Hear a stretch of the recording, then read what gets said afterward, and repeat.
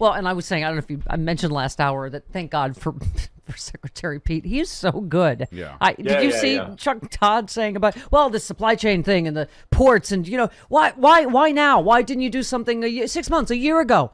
And he's like, well, I can't speak for a year ago when we weren't in office, Chuck. But anyway, it's like, boom. But yes, why didn't you do something a year ago? Really? And how about the White House press, demanding that Biden guarantee every Amazon package is delivered on time for Christmas because of the supply chain? I mean, come on. Yeah. So many things you were, thank God, because it's not just about Biden. Somebody tweeted the real deadline for Biden agenda in Congress is Virginia election day. And you said Politico mapping out all the scenarios for a possible Democratic loss in Virginia where the Democrat is led in 23 of 24 polls. And you said, by the way, I never see two Politico articles detailing how the GOP managed to lose Arizona and Georgia last year. I mean, just on and on. Every single thing is the death of Joe Biden and the Democratic Party, right? Well, yeah, look, caveat, I don't know who's going to win in Virginia. I never know who's going to win. In theory, I didn't know who was going to win the California recall. I had a pretty good idea, but that didn't stop the press for 4 months saying that a Democratic loss in California would end the Biden presidency and possibly the entire Democratic Party as we know it today. Yeah. Didn't happen. The Virginia stuff, the press is just out of its mind. Every single story has the exact same blueprint. Is it closer than people expect? Yeah, it is. Is the Democrat been ahead in 23 of 24 polls? Yeah, he has. But it's, Biden, and it's all about Biden, as you say, oh, this is bad news for Biden. Oh, this is bad news for Biden. Virginia Republicans have basically put up a wall around the state so Donald Trump will not show up in that state. Yeah. Because if he shows up in that state, they will lose.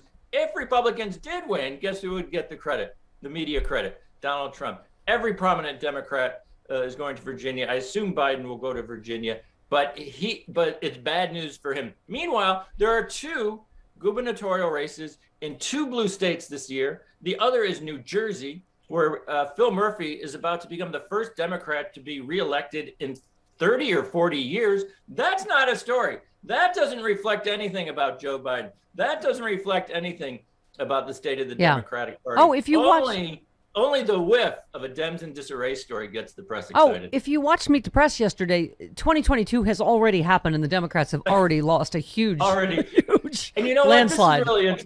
This is really interesting. And it drove me crazy. When Trump was in office, 2018 was going to be a disaster. Everybody knew it. The press really didn't start writing about midterms until like August of September of 2018. The press is already writing about the midterms 13 months in advance because they think Democrats are going to lose. We're going to see this non-stop. And then it kind of becomes a self-fulfilling prophecy. Yeah. Yeah, well, I mean, certainly the coverage has hurt Biden's approval ratings, but not to the degree they keep talking about, right? Oh, it's plummeted, and, then you're like, oh, he's 50% in CBS poll, right? I mean, it's just...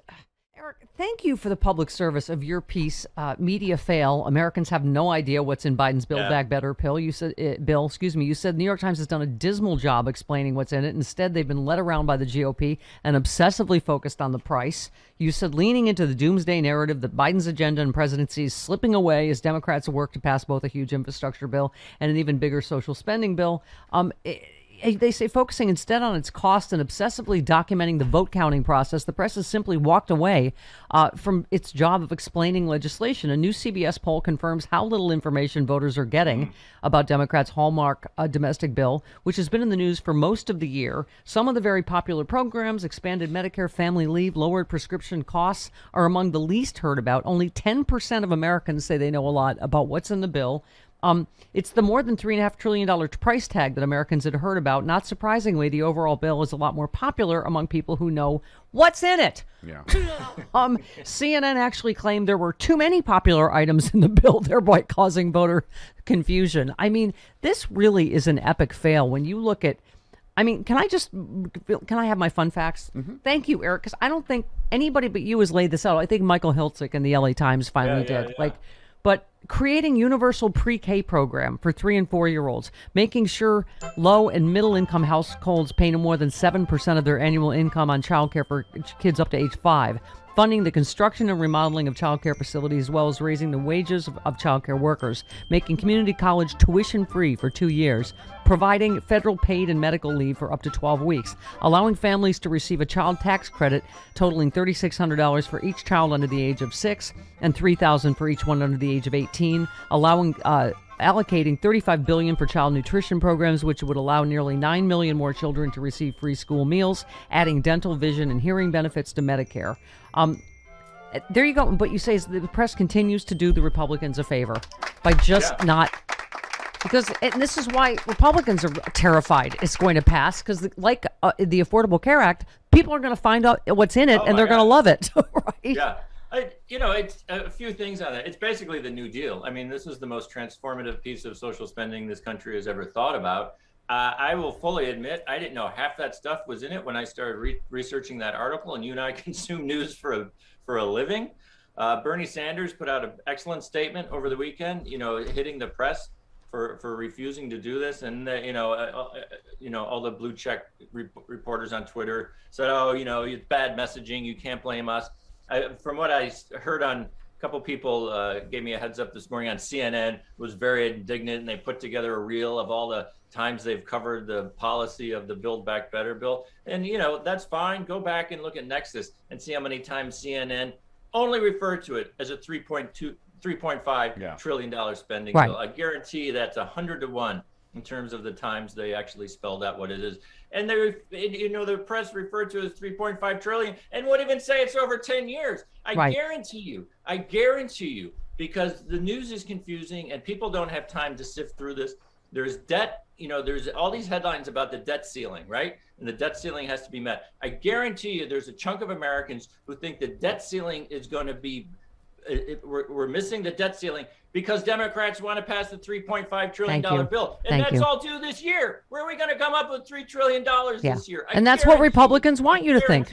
Right. And that's what they're putting out there.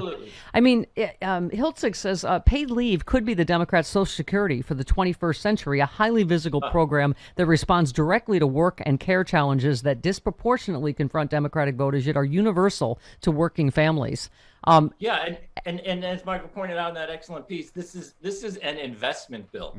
This is an investment. This is a redefinition of what infrastructure means. It's human infrastructure, daycare, childcare, paid leave, minimum wage, free college for community college.